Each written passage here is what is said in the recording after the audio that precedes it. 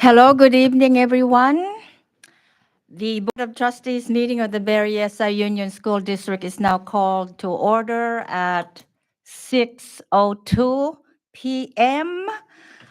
President Jay Srinivasan is not here. He is out of the country at the moment. And Trustee Kwang Nguyen will be here. He's just stuck in traffic, but he will join us later on in closed session. However, my other colleagues are here. So items to be discussed in closed session are the following. A, student discipline or other confidential student matters education code sections 35146 and 48918 and 48900 it's sec 48912B and 49060 it's sec and 20 USC section 1232G. B, conference with labor negotiators, government code sections 54957.6, agency designated negotiator, Roxanne Fuentes, EDD, and other members of the negotiating team. Employee organizations, California School Employee Association, California Teachers Association of Berryessa, Teamsters Local 150, management, public employee discipline, dismissal, release, complaint, government code section 54957. Item 3, public comments on, that's it? You want me to go? Oh, are there any, no public comments on closed session items? In that case, we will adjourn to closed session at 6:03. Thank you. See you later.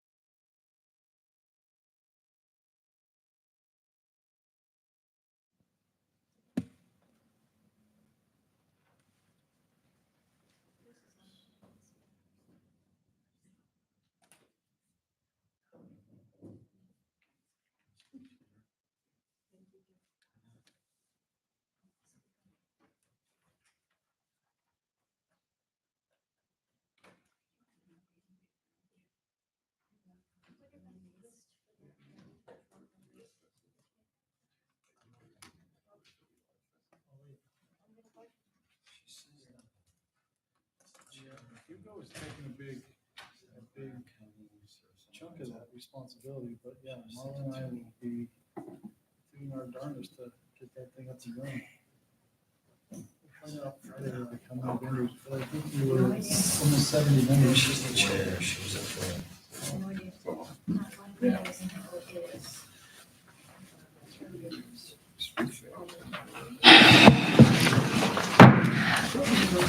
Good evening, everyone. Was that kind of loud? Good evening again. The Board of Trustees meetings will now reconvene to open session. Trustee Nguyen, could you please lead us in the flag salute? Yes, please stand and face the flag. Put your hand over your heart. Repeat after me. Ready? Begin. I I pledge allegiance to the flag of the United States of America and to the republic for which it stands, one nation, under God, indivisible, with liberty and justice for all. Thank you for that, Trustee Nguyen. Trustee Howe, could you please read the mission statement of the school district? Of course, Berryessa Union School District provides all students the skills to become lifelong learners and successful 21st century global citizens. Thank you. Trustee Jimenez, please read the norms of the Board of Trustees. Berryessa Union School District Board of Trustees agreed to focus on the best interest of students at all times, be respectful, listen openly, address problems and process, not persons, keep each other informed, maintain confidentiality, work toward the future, learn from the past, equal participation from all members, and stay on task. Thank you. Item D, no action was taken during closed session. Item E, adoption of the agenda. Could I please have a motion to adopt the agenda? Move to adopt? Thank you very much. It's been moved and seconded to adopt the agenda. All in favor, say aye. Aye. Opposed? Motion is carried. We shall continue to item 7. Yeah, public comments on consent calendar agenda items. Do we have any public comments on consent calendar agenda items? None. Thank you very much. We shall then, could I have a motion, please, to adopt the consent calendar? I move to adopt the consent calendar. I'll second that. Thank you. It's been moved and seconded to adopt the consent calendar. All in favor, say aye. Aye. Opposed? Motion is carried. Thank you very much. Now we shall go to, what is that now?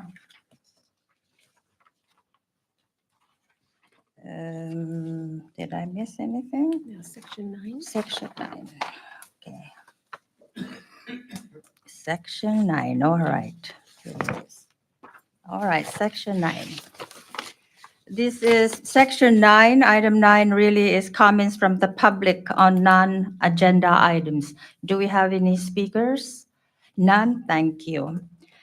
Item 10, reports on presentation. We shall continue on. 10A is school consolidation process overview.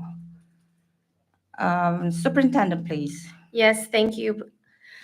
This evening, I'd like to introduce the board to Mr. Harold Freeman of Lozano Smith. He'll be providing you an overview of our school consolidation process.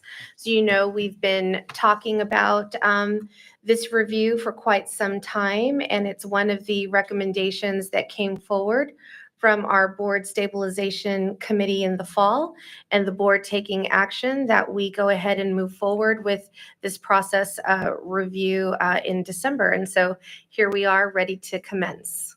Welcome. Great, thank you. Thank you for having me. Well, I always have to say when we're talking about school consolidation, because that immediately sets off alarm bells for some folks. So just to make clear to everybody, this is very much the start of a discussion and the start of a process. No decisions are getting made anytime in the immediate future. And really what we're going to talk about with you briefly tonight is your process to get to the point where there can be information available to be making decisions somewhere down the road. And we're always very careful to refer to this not as school closure, but school consolidation, because it can look like a number of different things. It could involve closures of schools. It can involve a reconfiguration of grades. It can involve moving of programs from one place to another. So just to get a few concepts out of the way up front that we wanted to just share with you all. But just a few points of background for you. This is something that school districts around the state are looking at right now for the obvious reasons that we're all experiencing a lot of enrollment decline. We put some numbers up here for you just to think about. 160,000 student drop in enrollment in the state of California, an 11.4% drop in enrollment by the year 2031, which is really quite severe. And as many as 80% of school districts in the state are or expected to be in a state of declining enrollment. And I've seen this number 80%. I think it's going to be higher than that. I think that is a very conservative number. Berryessa is no exception to this. You see, again, the numbers of enrollment decreases, 1,266 student decrease from 2016 to 2023, and another 2,237 decrease expected by 2028 per your demographers. So again, very eye-opening numbers. And it's a lot of different discussion in the state about what's causing all of this. Economic issues, declining birth rates, folks leaving the state of California, you name it, and there's theories on why it's happening, but it's happening. It's not just your district. In fact, we're working with many others that have much more severe drops in enrollment projected, which is why we're here to talk to you about having a consolidation committee to talk about what to do, because ultimately what happens is school districts end up with more facilities necessarily that they need for their kids. And getting that lined up, we often refer to as the right sizing of a school district to make sure that you have the right number of facilities for your students. Sometimes it means building new facilities because you're experiencing growth, and sometimes it means condensing facilities because you're experiencing a decline. One of the techniques of going about doing this is to have a committee. So a school consolidation committee, very commonly used by school districts these days to get input from your community. And as we go through tonight, I'll talk to you just a little bit about why it is that the law has kind of led people in the direction of having these committees to have community input as we talk through it. But the concept of the committee is really to get informed about all of the data. I think of it almost like a funnel of taking the information that ultimately will be coming to this board, helping digest it, helping make recommendations around it, and putting it into ultimately what will be a report to come back to the board with some options for the board to consider. And obviously part of that is becoming very familiar with district demographics. So that's something that the committee will absolutely be engaged in. There'll be publicly held meetings, and I want to emphasize that the committee is a public body. The meetings will be held in public. So that this is as transparent as possible. As we go through the process, there will be agendas made available. There will be information put up on the district's website. The district is bringing in a consultant, School Services of California, very highly qualified and well-known consultant around the state to help facilitate all of this and to help bring information forward to the committee. And we put up here just a few of the things that the committee will be doing, including considering the potentials of school sites to host particular programs. So this isn't just about facility, it's about program as well, and where programs get located that meet the diverse needs of the district. Developing criteria to use to have objective standards to go through and consider the demographic data as you look at closure, consolidation, and potentially the moving of programs. The committee then ultimately comes up with a recommendation. It's basically they take all their study, they put it in a report that is delivered to the board. The committee is an advisory body, so it does not make any decisions. It comes to the board with information and recommendations.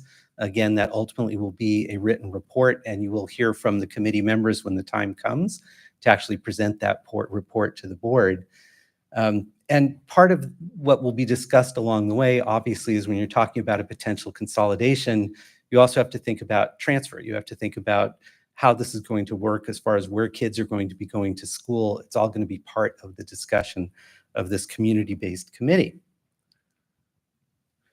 One of the things we wanted to clarify is there's a two-step process here, and we're only talking about the first step. Some districts do these together, which is a lot to bite off.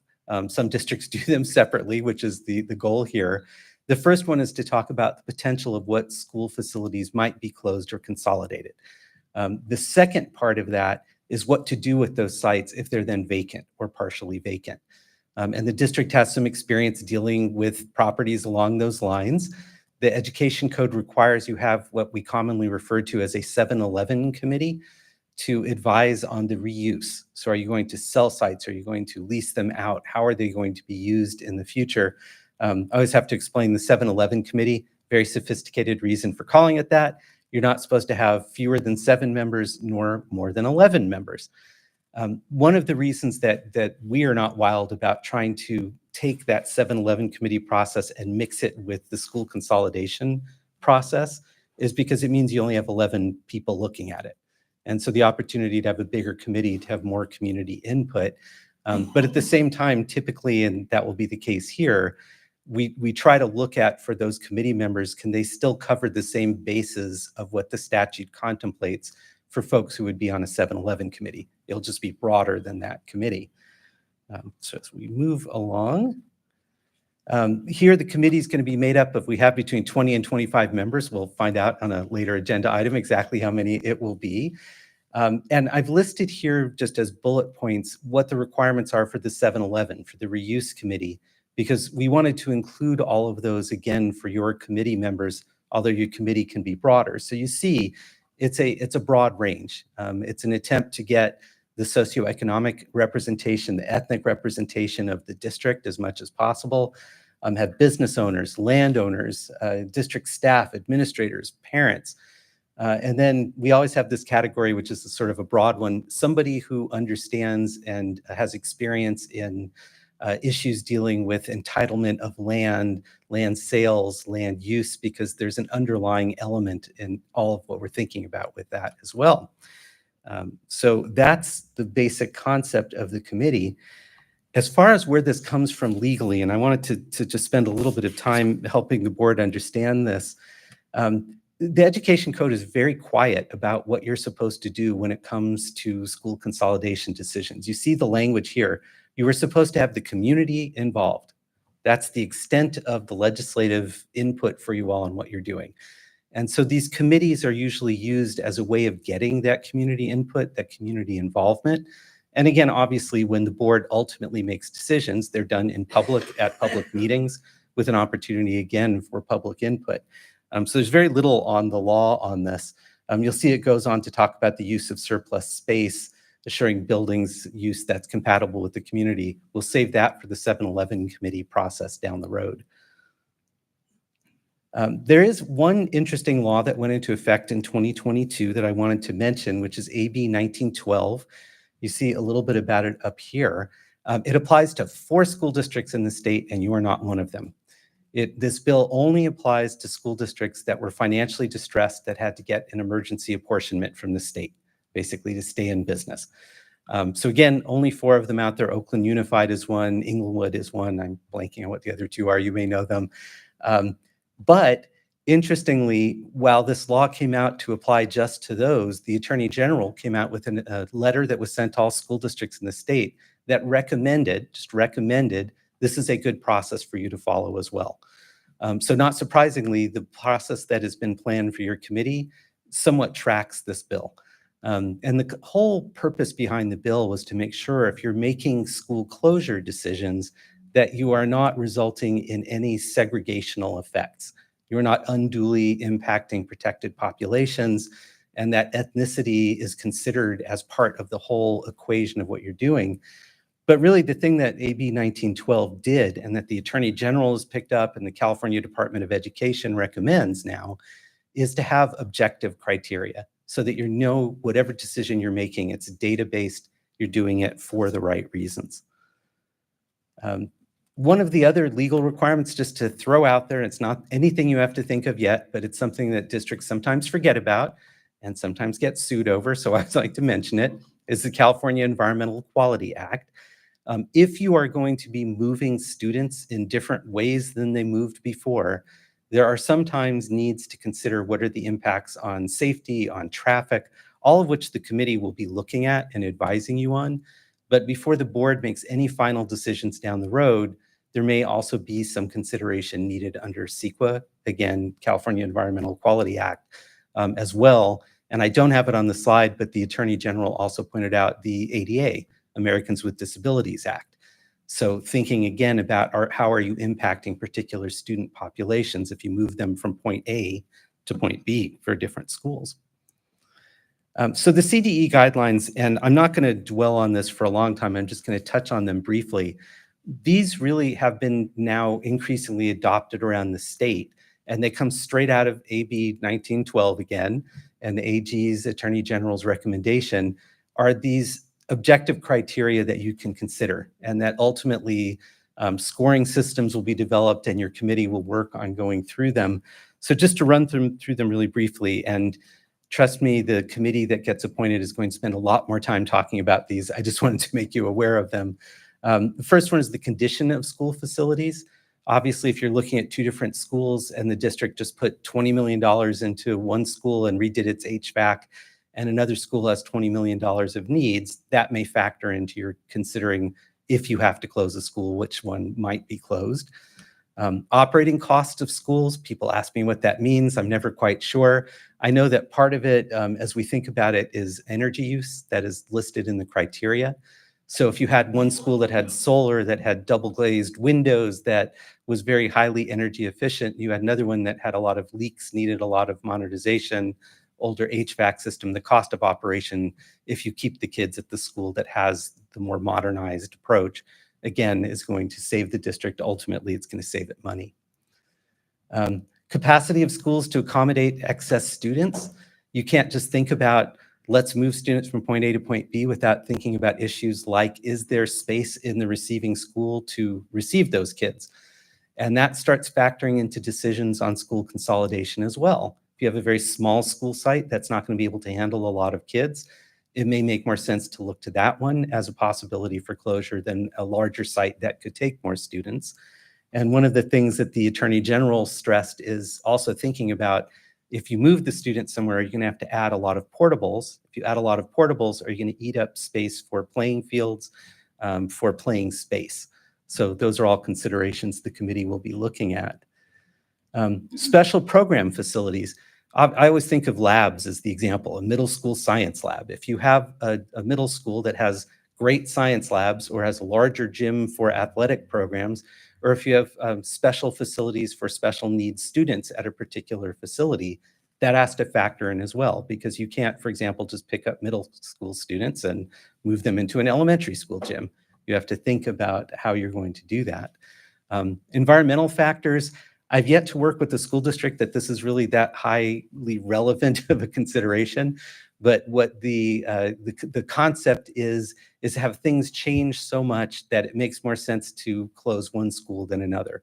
So an example would be if you had a school because of changes in use that used to be in a more rural area that has gotten somewhat more urbanized, and now it has facilities around it that are noise generating. That's just as an example. That again might factor into your thinking about what makes sense to keep open or potentially consolidate. Ethnic balance we talked about, that's absolutely part of the consideration. Are you unduly impacting any particular class of students, particularly protected classes of students? And that was a very grave concern of the Attorney General's letter. There he focused a lot on African American students, because statistically, if you just look state and nationwide, school closures tend to be statistically more impactful on African-American students. Schools that are more predominantly African-American are often more likely to close. There's a lot of reasons for that. One of the districts we worked with faced this dilemma because they happen to have a declining population of African-American students. So the predominantly African-American student school that had existed for years was also the most underpopulated school. So those are all things you factor in. Transportation, obviously, it will affect you less than some, but if you're talking about Kern High School District, which was one of the largest geographic school districts in the state, and I think in the country, you have to really seriously think about, if you close a school somewhere, how are kids going to be transported? You're relatively more compact, but there's still going to be considerations about transportation costs, transportation needs. And one of the things that's mentioned here is existing drop-off and pickup. One of the phenomenon that's happened in California is some school districts have closed a site and provided transportation, but have not taken into account that the receiving school may not have a place for example, the bus drop-off. So all considerations. Having a neighborhood school. This is kind of one of, there's supposed to be objective criteria. This is maybe a little more subjective, but are you closing a school that's a central part of a neighborhood and keeping open another school that's not really affiliated with a particular defined neighborhood? All considerations to be done. Educational programs. Most education programs are mobile, but there are some that are rooted in a particular facility because of the way the facility has been built for that program. So consideration of those programs as well. Aesthetics, this one, I don't even know. It's there, it's in the criteria. Everybody I talk to about this, it's a little bit hard to separate this from the condition of the buildings, but it probably goes back somewhat to the condition of the buildings. And then the last one, which is one that this committee won't focus on, is value. That's really when you have the 7-Eleven committee where you are factoring into school consolidation decisions, where can the district make the most money by selling a school site or by leasing a school site? Because this committee won't be weighing in on sale or lease. It can certainly be part of a topic of discussion, but it's not the focus of the committee. The value added part of this is not the critical piece. But we did want to mention it because it's out there in the criteria. So a few best practices to talk about, and I say this both from the Attorney General's opinion, from what I've seen work well in other districts and not work well in other districts. One is to be transparent. The fact that you're going to have the committee meet in public, that's a huge step towards that transparency. Putting information that's going back and forth to the committee on your website, another big part of transparency. So people understand ultimately when a decision gets made, it's being made based on a great deal of input, a great deal of thought and discussion. Being open to ideas, and I know this is something that's near and dear to your superintendent. It's not just a matter of here's a school building. It's what can we do to actually make our programs better? Is there an opportunity for consolidation where we actually improve a program? So it's not just about buildings, it's about program. Following the data is really important. So making that data available and really listening to what the data says. Involving the stakeholders, that's what your committee's purpose again is, to get the community involved and represented in this process. And then just a few thoughts for after your decision gets made. And I know I'm getting ahead of myself here because you're a ways from it, but as we're thinking about the overall process as you go through it, one of them is communicating your decisions clearly on this, communicating them up front and communicating them in a repeated manner. And by that, what I mean is that sometimes a decision is made on school consolidation and it's announced, and then that's the end of the discussion, as opposed to there's ongoing discussion about what resources are available for parents that are going to have to make this move. And then somebody's going to miss your announcement. They're just going to. So having that be prominent, letting people know about it, not doing it quietly, is important. Planning for transition, that's going to be a huge part that comes down the road that will fall largely on the board and the staff. Once it's faced with actual decisions on potential consolidation, how are we going to make that transition happen? How are we going to make students feel welcome at new schools? How are we going to support parents on these decisions? Addressing facilities and equipment needs at receiving schools. I worked with one school district and they had bond money that was available, and one of the purposes that could be used for the bonds was improving playfields and playgrounds. So they significantly invested more than they originally intended and improving those recreational areas, if you will, at the receiving school sites to make them as welcoming and available as possible. And then sometimes it's as simple as you've done a grade configuration change and you don't have the right playground equipment for the grades that are going to be at that school. So really doing that planning in advance. Addressing staffing needs at receiving schools, obviously that goes hand in hand with this. And then beginning to consider the future use. Eventually you will get to the point, if you've closed a school or part of a school, what to do with that building. How can it become something that is a revenue generator as opposed to something that you're losing money on, because you still have to pay for security and lights and HVAC and all those good things to keep the buildings in good shape. This is the proposed schedule of committee meetings once the committee is fully appointed. So you'll see the first meeting is fast upon us on April 25th. These are going to be in-person meetings, which I think is a great idea. I'm tired of Zoom. I know others are as well, but it's also a great opportunity because it's a time for flowcharts and exchanges of ideas and breakout groups, and meeting in person really allows for that. So that first meeting is really organizing the committee, stating its purpose, kind of giving it its overview. And then you'll see basically meeting monthly with some exceptions because there's no July meeting, so there's a little compression there in June. The topics that are going to be discussed. And if you think about the criteria that I just went through from the state, you sort of see it there. Demography and capacity analysis, discussion of facilities, conditions, educational and student support services, that's program discussion, fiscal and other impacts, and then getting to the analysis and ultimately to the draft report that will come to this board for consideration. So that's an overview of something that's going to take months to go through. It's going to take a lot of work from a lot of people, a lot of digestion of a lot of data. So I'm going to end this and I'll throw it open to questions where I started it to make sure that everybody understands this is very much the start of a conversation. No decisions have been made. And it's going to take a while to work through that process. And once decisions are made, it takes a while to implement them. So this is not something that's going to happen overnight. But with that, I'm happy to take any questions. Any questions from the board? No comments? Oh, I have some comments actually. ahead. I just have a couple of comments. Thank you so much for the comprehensive overview of, the start of a long process that we're going to have. I just want to emphasize, I know a lot of folks are watching online, this is the start of a conversation and it's going to be a long conversation. And I really encourage, everyone involved. We're all in the ship together. This is some rocky seas that we have to get through, but we're not alone. We have each other. We have the rest of the state, the rest of the county experiencing declining enrollment. We see families moving out. We see families not being able to afford to live here, and that's going to impact, how many students are at our schools. And, I just want to encourage, all of us, all the families, all our labor unions, CTA, CSEA, Teamsters, the administration to go deep in your communications. I'm really encouraging of you all having budget town halls, having these conversations openly. I'm so incredibly thankful that we have such a comprehensive plan scheduled, especially with the schedule of meetings, and it's going to be public.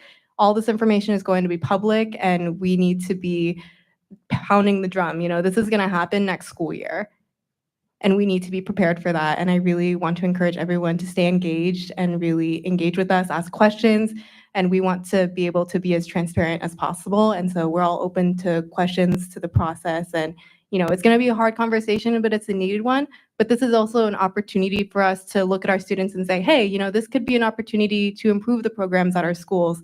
You're going to meet new friends at your school, at your new school. This doesn't mean school closures. It also can mean consolidations, combining schools, allowing people to meet other people. And it could really mean a lot for our district and the budget that we have, moving forward. So this is happening. This is not an illusion. We need to be prepared for what's moving forward. And I highly encourage everyone to join those meetings, in person. You can say a public comment. And I also encourage us as the administration and the board to go into the community and let people know this process is happening. Our budget situation is dire, but so is everybody else in the county. So is everybody else at the state. And so, we need to be prepared and really communicate and, be together on this. So thank you. Thank you for that comment, Trustee Haug. Anyone else? Comments? Mr. Freeman, thank you so much for this presentation. Excellent presentation. This gives us an opportunity to really think deeply. Thank you so much again. Thank you. Thank you for having me. Thank you. Item B, 10B, is the review of comprehensive infrastructure renewal and utility savings program. Dr. Fuentes, please. Yes, thank you. And for this item, I'm going to pass it on to Mr. Franklin to share who we have here and their purpose. All right, so we have representing Climate Tech, who is doing this project for us, is Ashley Lowe, Amber Fritsch, and Dawn Elise here to present. Thank you. Thank you. Good evening, Vice President Boak, Thank members you. of the board, Superintendent Fuentes, members of staff, the Berryessa Union community. We're really excited to be here tonight to present to you the culmination of our efforts with staff over the last 6 months. My name is Amber Fritsch, as Kevin mentioned, and this is Ashley Lowe. So overall, the program objectives are, number one, first and foremost, to improve the safety of the learning environment and the comfort, of course, of the students and staff. Also, modernize failing infrastructure and HVAC and all things that are connected to your utilities, and then also just reduce energy load throughout your facilities. A little bit about our process to date and where we've been. The district selected us through a competitive RFP process in December of last year. We then put together a comprehensive utility baseline and analyzed all of your infrastructure and your utilities, including gas, water, electric, and also looked at your solar system that you currently have at the district. Then we took a team of our engineers out on site to do a comprehensive site assessment of all of your sites, and that was about a week-long process. And then we developed a preliminary assessment, which we shared with staff over the last couple of weeks. Just a few of the items that we have looked at throughout your facilities: building automation systems, which is essentially the brains of your operations and of your HVAC equipment. We looked at all of your HVAC throughout all of your sites, your interior and exterior lighting, your building envelope being windows, roofing, anything that is the exterior of the building, your solar system, as I mentioned, and then high efficiency transformers that are essentially owned by the district. These are some of the items that we saw out there on site, just your HVAC units. You have roughly about 250 units that are past their useful life. Yeah. And so, you know, the California Energy Commission says that useful life is about 15 years. You have some units that are in the 26 to 28 year range. So just a few of your sites that have really, really old equipment out there. But your staff is doing an excellent job on keeping them up and running for your students. Your building automation system, you have a hodgepodge of systems out there, which it makes it hard for techs to really work on and your facility staff. So it makes it a really difficult process to just actually pinpoint what the problem is when something is actually going on. Interior and exterior lighting. The district did a really good job with a previous grant program called Proposition 39. It was for energy efficiency, and it pumped a lot of funding into the state for California school districts to upgrade their equipment. Although you guys did a really good job on upgrading your LED equipment, that just really took care of, just scratched the surface on what a lot of districts are needing out there.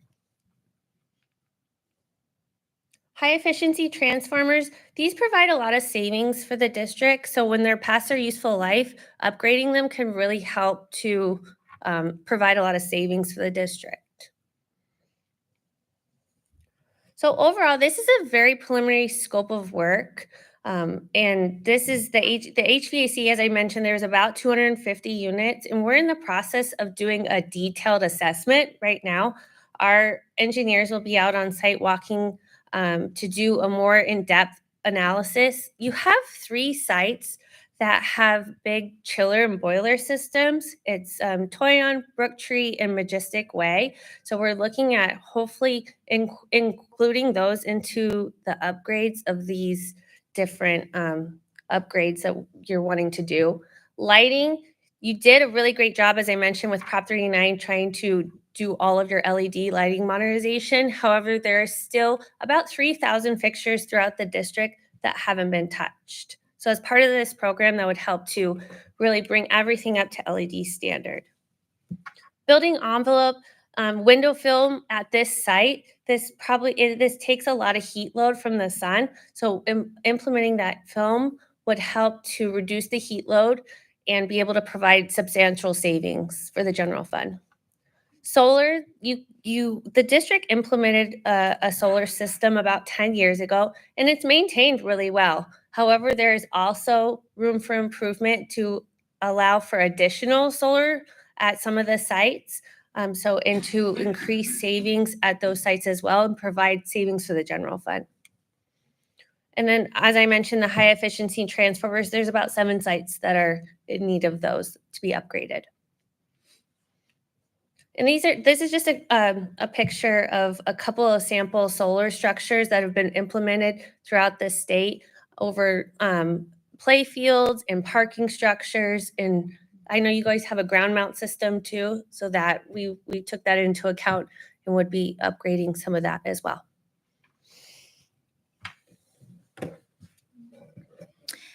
Hi, good evening. My name is Ashley Lowe. And the district, I just wanted to just point out, first and foremost, that you couldn't have picked a better time to think about improvements like this. Doing energy modernizations and renewable energy at this time allows you to take advantage of some of the most funding that we've ever seen in the market, from federal programs, state programs, and local programs. Anything from the Inflation Reduction Act, which is a federal program that provides incentives and other grant programs for energy efficiency and renewable energy, is available to you. And part of our program would include completely applying for all of that and making sure that you qualify for that. And the scope of work that is included tonight that Amber just reviewed would qualify. It was designed to qualify for those programs. There's also a state program that is really relevant. I think really at the top of the list from what we hear from your staff is that HVAC is the largest headache, and having that deferred maintenance is, it creates a lot of challenges for your staff bandwidth and just your maintenance budget. So the good news is that Cal Shape is a state program that provides monies for doing a very specific type of study. It's an indoor air quality, very in-depth study for HVAC. And then it also provides up to a $6 million grant for replacing HVAC units. And then locally, there's some air pollution control district grants and other funding. So our goal will be to put together all of those funding sources into a single funding plan and kind of turnkey that for you. All of this is preliminary. Like Amber mentioned, we still have to fine tune the scope of work. But based on what we're seeing right now, we believe that the scope of work is going to be in the range of about $17.5 million. Could be a little bit more, could be a little bit less, but our goal is to have the savings generated by those improvements pay for the cost of the program. And so the savings is going to be commensurate with similarly to what the cost of the program is. And then there's going to be an infusion of grants and incentives. And then the balance of that would be paid for through bond funds. And these are all line items in your bond. Some of the programs for federal monies and even the Cal Shape money require the district to pay for it up front. And then you essentially apply once the systems are online and get a rebate.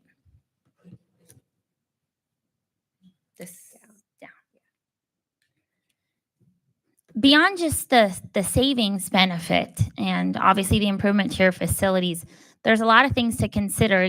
I know that there's a number of construction projects that you guys are currently trying to complete. And over the last few years, you've really experienced the type of construction climate that we're in. Things like change orders and inflation and scope changes, and just having kind of a lack of quality contractors or contractors that even have the capacity to do this kind of work is a big issue that school districts and public agencies are facing. So that one of the other benefits that you don't see in the financials of just having the savings pay for the program is also the opportunity costs of what happens when you do a program like this that's comprehensive, that's design build, because what we'll be providing is a guaranteed maximum price that is free of change order risk and free of any type of scope changes. So the only change to the scope would be if the district wanted to change something or modify the scope. So that helps you to save on inflation and change orders. And then ultimately, obviously, just remedying your deferred maintenance, promoting environmental stewardship is the conversation that was given previously about school closures. This will also help to provide a lot of clarity in your conversations about what schools to invest in and what not. He mentioned energy savings and infrastructure is one of those conversations. and then staff and operational efficiency. Lastly, I'll just mention that every year the utilities over the last 5 years have been raising their rates in the double digits. So this is not just about saving at today's rates, but also mitigating those cost increases in the future, because many districts are seeing their utility bills double every 5 years. So this will help to protect your general fund from that.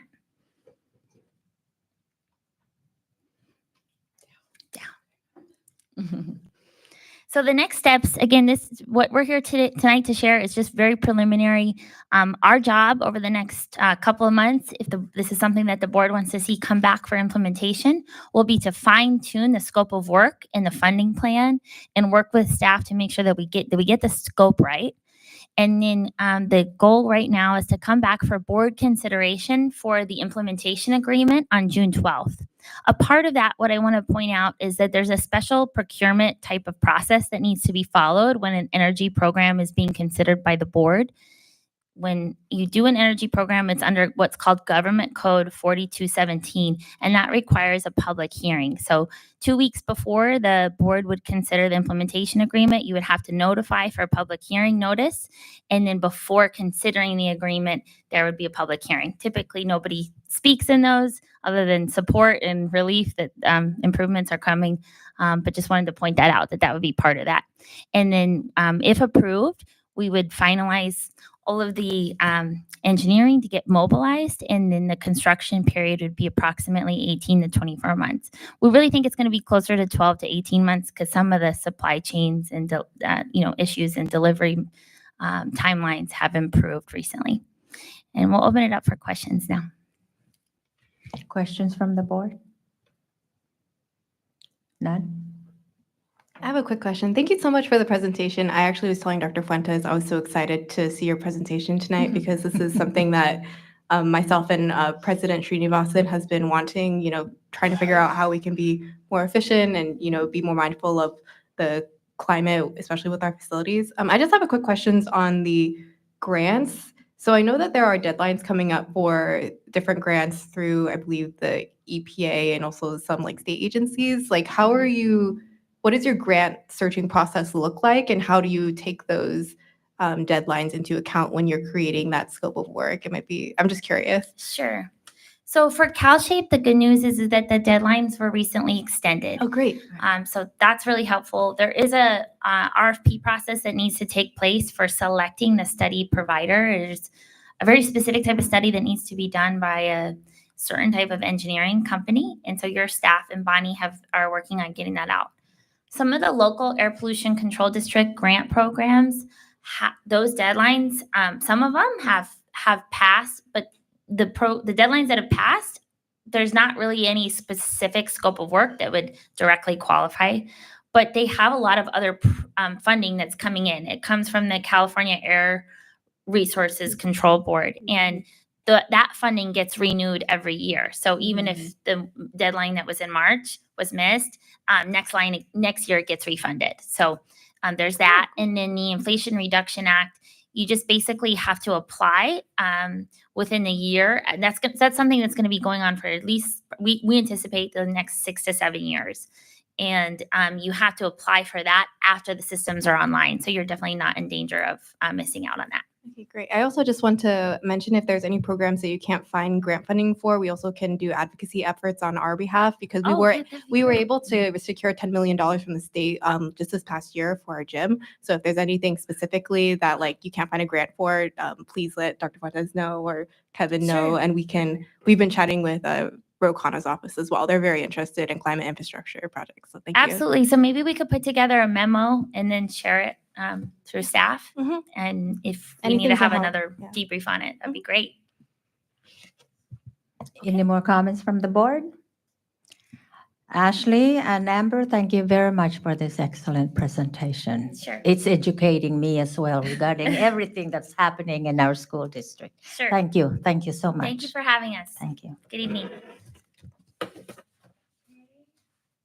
Item 10C, quarterly report on Williams complaints. Do we have any, Dr. Fuentes? Yes, I'll pass this on to Dr. McCreary. So there are no complaints filed with any school in the district during the quarter indicated from January 1st, to March 31st, 2024. Thank you very much. That sounds very good. You got it. All right, 10D, Measure L and Measure U Construction Bond Program Update. Superintendent, please. Yes, I'd like to invite Tony, I was going to call you Dr. Tony. I'm a doctor now, I like it. Tony Konostov, our bond director, to give his monthly report to you all. And he's earned that doctorate in so many other ways. Thank you. Okay, so again, we're going to go over Measure L and Measure U. Actually, the first picture is the Toyon restrooms that we actually just completed, and they opened about a week ago. I think the staff likes them. Again, we'll go through Measure L and Measure U. Excuse me, Measure L, we actually have a presentation later on how we're going to spend the remaining funds for Measure L. Moving on to Measure U, again, the projects we completed this last month were the additional restroom project at Toyon, and we completed the exterior signs at Sierramont. Things that are still in progress are the landscaping at the Piedmont Gym and the site electrical for the portables. Again, we have door numbers for the remaining schools. Again, we should have those done by the end of the summer. Again, the PA replacement at Piedmont and Morel, they're proceeding with that. Again, we expect that to be completed by the end of May. Security alarm systems at Piedmont and Morel, those are actually almost completed. We hope to have the first one on actually up and running by May 1st. Fire alarms, again, those 4 schools will have those completed by the end of summer. Projects that we're actually bidding currently are the indoor replacement at 3 schools, which are, there's sets of, at the sister schools, all the double doors that basically go into the pod and the admin, we're replacing all of those. And then school monument signs. So at each of the elementary schools, we're actually going to put a new monument sign in so that they'll all be consistent and all look pretty nice. And some of them are basically still held together with just paint. Next thing is projects we bid this last month was the HVAC for 1376 Piedmont Road. Again, we had one bid. It was over budget, and we're going to recommend that we actually reject those bids and then rebid. The roof project for 1376, we actually received 4 bids. That was under budget, and we're later in the board presentation, we'll have recommendations to award that contract. And then the window replacement for Piedmont, which again was part of the grant, we bid that project. Again, we had 3 bidders. That was a little bit under budget. And again, we'll recommend for approval later in the board meeting. Things that are currently in design are, again, still we're finishing up Toyon, Vinci Park, and Northwood fire alarm projects. One thing we added is we're actually going to tear down the existing warehouse this summer so that we can actually give Piedmont their playground back. So that's starting actually right now. And then the warehouse replacement in general, that's still in design. We're still finalizing the contract with the architect. So hopefully at the next board meeting, we'll be able to bring that so we can move forward with that. And then the PA security for all the remaining schools. And then again, the comprehensive infrastructure renewal and utility assessment we just talked about. And then again, pictures. Again, here's the different view of the Toyon restrooms. Again, they're a lot bigger than I think we all anticipated. One thing you'll notice, we don't have toilet partitions in here, and partly because it's for smaller kids, and we figured that the partitions would get in the way of everybody helping. And they are gender neutral, both sets. Again, this is just looking at each bathroom at different angles. And then this is an example of monument sign at each of the schools.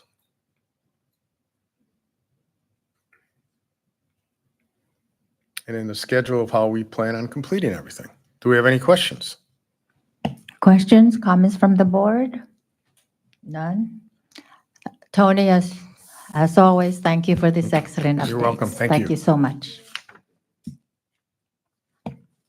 We will continue then. Item 11 is the superintendent's report. Dr. Fuentes, please. Thank you. First, just a reminder to everyone that we have begun our open house season in the district. So we started last week with a few open houses. We have 2 tomorrow and several more all the way through the first or the second week of May, I believe. And so it gives everyone an opportunity to go out and visit our sites. I encourage our families to go and see the progress that their students have made this year. Having gone to the open houses that have occurred thus far, the classrooms are very welcoming, and it's just such a good time to see how much the students have learned since they started the school year. So thank you to all of our staff and teachers in making their classrooms welcoming and open to all the parent visitors and potential new parents coming up the grade levels as well that they get to meet. In addition, I just wanted to say thank you to all of our music teachers in the district. So this week they brought back the District Music Festival, and it started last night with the emphasis on the middle school bands, but they also incorporated this year our elementary students, which was Very really nice. cute. So they had our all of our 5th grade students were represented across all 10 elementary schools. And so it was a good opportunity for them to watch the middle school students perform, to see, when they go on to middle school, the type of music they might learn to play, etc. And then it also, just as, the babies of the group, everybody was there just to applaud them and cheer their learning on. And I've always said how talented our students are, and you could really hear it as you watch them play from 5th grade through to the intermediate and advanced levels of band. And tonight the orchestras were performing, so it was the district orchestra festival. So just hats off to our music teachers for coordinating that. I know it's always a great opportunity to see our students perform, and our parents really do appreciate those opportunities too.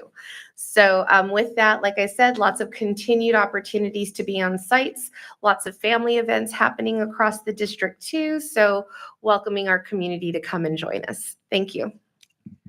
Thank you, Dr. Fuentes. Item 12, are there any announcements or comments coming from the board? None. In that case, we shall continue to review and action. 15A, Superintendent, let's see. Thank you. It is recommended the board adopt Resolution 2309, Order of Elections, Specifications of the Election Order, and Consolidation Request. Any comments? I move to adopt the resolution. Do I have a second? Okay, it's been moved and seconded to adopt this resolution. This is a roll call vote. Ms. Gomez, please. Aye. Aye. Aye. Thank you very much. It's been moved and seconded, and it's been approved, and the motion is passed. All right, let's see. Item 2A2 is 2023-2024 regular board meeting dates revision. Superintendent, please. It is recommended the board approve this revision. It's a change of date for the month of May 2024. Thank you. Comments from the board? May I please have a motion? I move to adopt. Second. Thank you very much. It's been moved and seconded. All in favor, say aye. Aye. Opposed? Motion is carried. Thank you. Let's see, A3, 2024-2025 regular board meeting dates. Superintendent, please. It is recommended the board establish the Board of Trustees regular board meeting dates for the 2024-25 school year. Thank you. Any comments from the board? May I have a motion, please, to approve? Move to approve. I'll second. It's been moved and seconded. All in favor, say aye. Aye. Opposed? Motion is carried. I thank you. Item A4, Board Policy 0450, Comprehensive Safety Plan. It is recommended the board review and approve Board Policy 0450, Comprehensive Safety Plan, for a first reading. This policy is updated to reference new law SB 323. There are two new additions there. The first is if there is it allows for any employee, parent, community member who may have any kind of concerns regarding our safety procedures that are described in the safety plan, to be able to bring that forward to the site principal and to give their input for further discussion and review. And then the second item here also addresses our students with disabilities and making sure that appropriate modifications are addressed in the safety plan to be able to meet their needs. Thank you. May I have a motion, please? Move to approve. It's been moved and seconded. All in favor, say aye. Aye. Opposed? Motion is carried. We go to 5, right? Or, Mhm. yeah. A5, let's see, Board Bylaw 9320, meetings and notices. Superintendent, please. It is recommended the board review and approve Board Bylaw 9320, meetings and notices for a first reading. This is also to add language for new law AB 557, which allows for a board member to teleconference in to a board meeting due to just cause or a personal emergency circumstance. Thank you. May I have a motion, please? Any discussion? Second. It's been moved and seconded. All in favor, say aye. Aye. Opposed? Motion is carried. We shall continue to item number 6, Roman numeral 6, Board Bylaw 9323.2, actions by the board. Superintendent, please. It is recommended the board review and approve Board Bylaw 9323.2, actions by the board for a first reading. This is also somewhat related to the previous item in terms of the teleconference. It provides the language of the steps the board needs to take in order to allow that member to have the teleconference opportunity. There's also language regarding civil action that can occur during a meeting and how that gets addressed. Thank you. Comments from the board? If not, motion, please. Move to approve. It's been moved and seconded. All in favor, say aye. Aye. Opposed? Motion is carried. Roman numeral 7, I think. Board Exhibit 9323.2E, 1, actions by the board. Superintendent, please. It is recommended the board review and approve Board Exhibit 9323.2 E1, actions by the board for first reading. This is the attachment to the previous policy. Thank you very much. Any comments from the board? If not, I will ask for a motion. Second. It's been moved and seconded. All in favor, say aye. Aye. Opposed? Motion is carried. We shall continue on to business services. School Consolidation Advisory Committee. Superintendent, please. School Consolidation Advisory Committee applicant names have been provided to you. They're located here on the dais. We also have copies for our public there on the table. You had the presentation done today. Yeah. Our committee is comprised of 25 individuals. We want to first of all just thank everyone who submitted an application of interest. We know that this isn't necessarily a popular committee, but it's a critical committee, as we learned this evening, and how important it is to have representation across all of our school sites. So really grateful to have parents come forward to represent each of their schools. We also thank all of our labor partners for working with us and providing representatives that will also be part of this work group, and community members that also have some of that expertise of our facilities work, of being partner within the city, that are also going to be added to this committee, and some of our district staff. Thank you very much. This is a very, very important committee, and I thank everyone for volunteering. This is all a volunteer position, and it will require a lot of time. So for that, I want to thank them all. Do we have any comments from the board, please? None? Could I have a motion? No, do we need a motion? Yes, Correct. could I have a motion, please? Move to approve?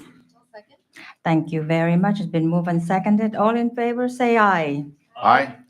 That's unanimous. In that case, motion is carried. Roman numeral 2, Commercial Energy of California, Inc., Agreement for Natural Gas Service for 2024-25 school year. Superintendent, please. It is recommended the board approve the Commercial Energy of California, Inc. agreement for natural gas service for the 24-25 school year.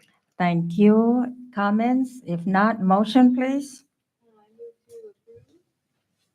Second? It's been moved and seconded. Thank you. All in favor, say aye. Aye. Opposed?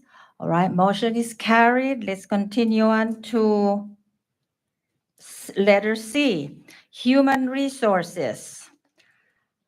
Roman numeral 1, Public Hearing Resolution 23-10, Declaration of Need for Fully Qualified Educators for the 2024-2025 fiscal year. Superintendent? It is recommended the board first host the public hearing and then adopt Resolution 2310. Thank you very much. I'm opening the public hearing now. Any comments from the audience? If not, I am going to close it right now, and therefore, do I have any comments from the board? If not, may I have a motion? Second? It's been moved and seconded to adopt this resolution 23-10. This is a roll call. Yes, is this a roll call? Ms. Gomez, please. President Boaz, Aye. Trustee Jimenez, Aye. Trustee Howard, aye. Trustee Nguyen. Aye. Thank you very much. Motion passed. See, where am I now? I'm the public needs. Let's see, Roman numeral 2. There are just so many numerals right now in here. Public hearing acceptance of the Teamsters Local 150 2024-2025 school year proposal to the Berryessa USD Government Code Section 3547. Superintendent, please.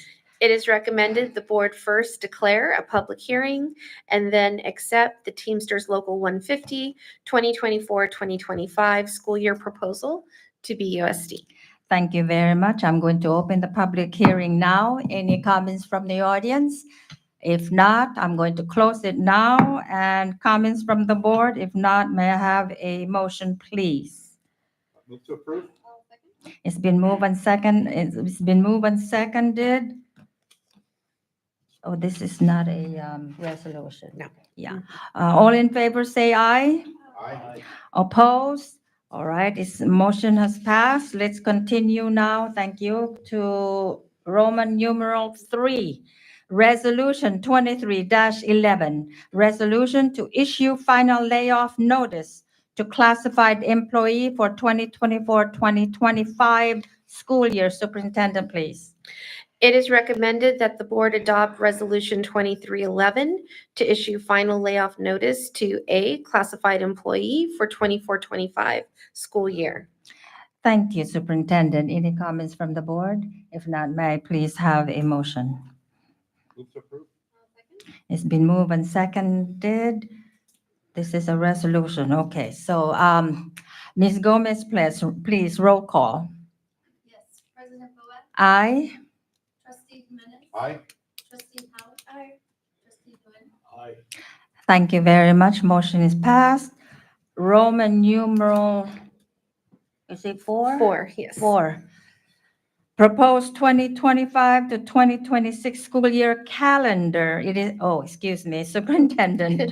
Yes, thank you. First, I'd like to thank our calendar committee for their work. They come together every so often to review any updates of what's happening with our partner high school district and what works best for our families here in Berryessa. And it is recommended the board adopt this 25-26 school year calendar. Thank you very much. Comments from the board? If not, please motion. Second? It's been moved and seconded. All in favor, say aye. Opposed? Right, motion passed.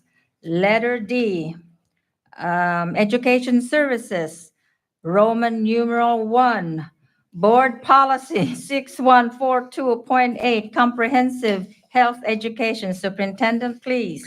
Thank you. For this item, there's new language for health education for students that's being introduced. One is putting more emphasis on just student well-being. And then the second is incorporating the impacts of social media on children and adolescents. Thank you very much. Any comments from the board? If not, may I have a motion, please? Move to approve? All right, it's been moved and seconded. All in favor, say aye. Aye. Opposed? Motion is carried. Roman numeral 2, Board Policy 6143, Courses of Study. Superintendent, please. It is recommended the board review and approve Board Policy 6143, Courses of Study for first reading. This policy is updated to expand the list of characteristics for which the district may not, on the basis of a student's actual or perceived characteristic, provide any course separately or require or refuse participation of a student. Thank you. Comments from the board? If not, may I have a motion? Move to adopt? It's been moved and seconded. All in favor, say aye. Aye. Board passes. Thank you. Motion passes, excuse me.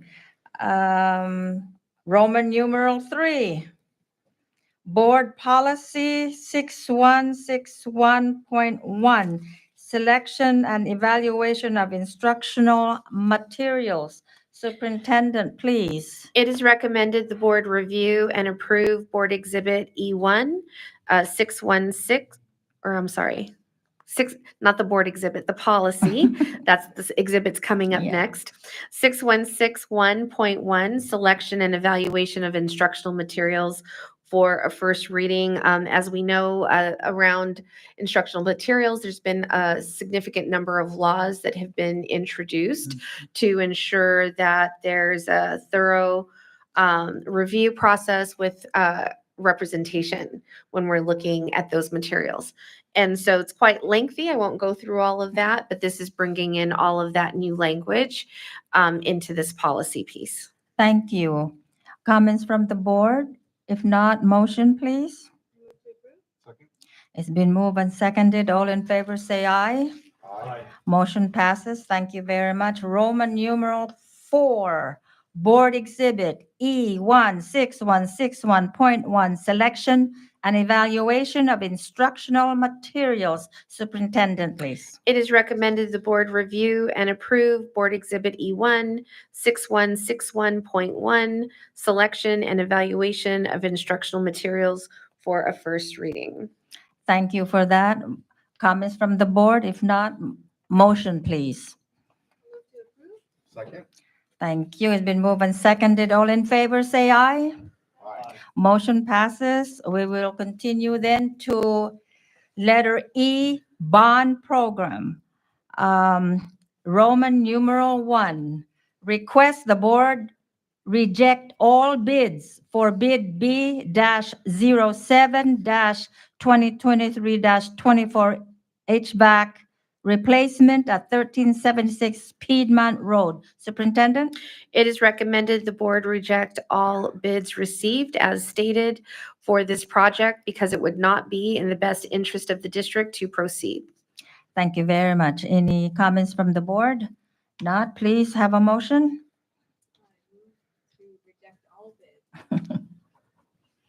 Do I have a second? Second? Thank you. It's been moved and seconded. All in favor, say aye. Aye. Motion passes. Let's continue to Roman numeral 2.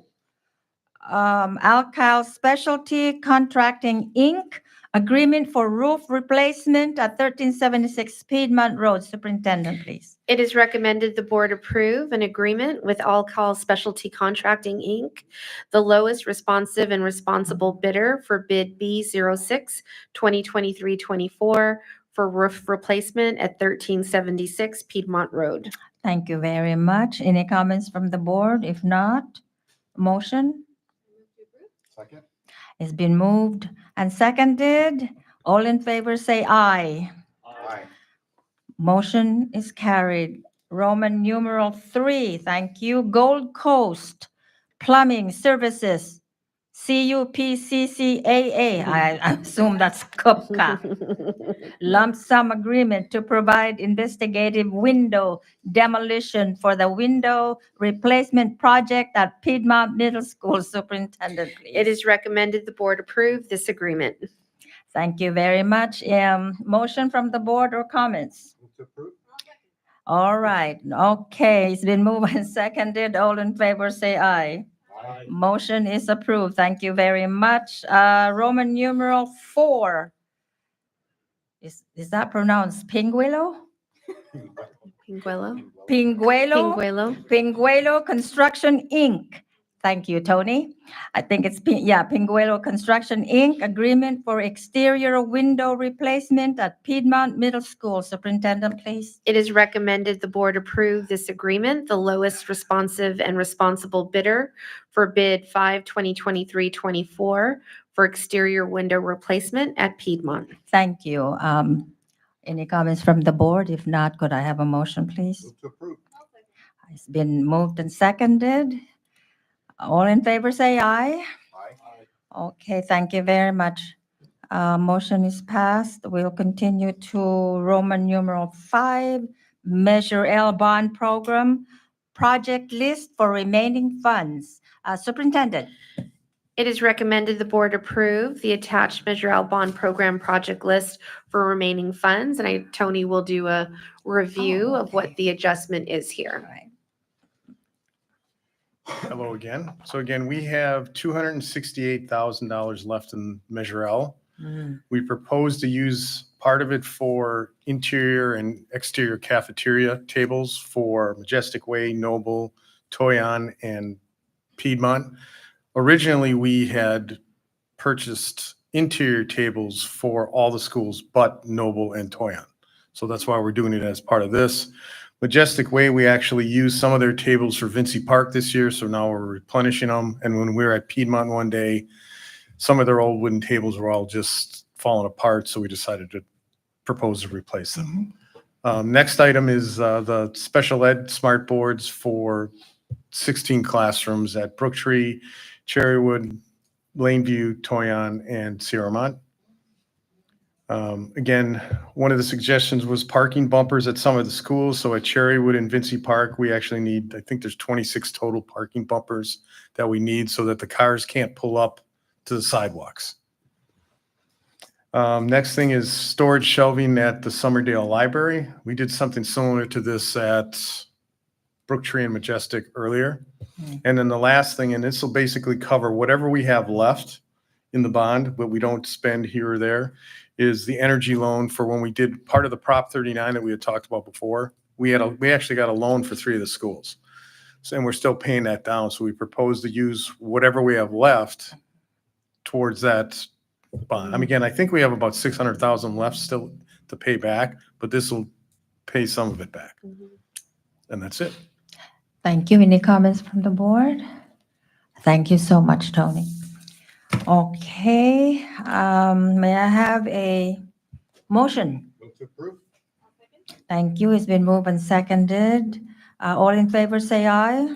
Aye. All right, opposed is 0. In that case, motion is carried. Item 16, any staff follow-up requests? None. Any items for future agendas request? None. In that case, may I have a motion to adjourn? Move to adjourn. Move and seconded for adjournment. All in favor, say aye. Thank you. Motion passes. Meeting is adjourned at 8:22 p.m. Thank you. Have a good evening.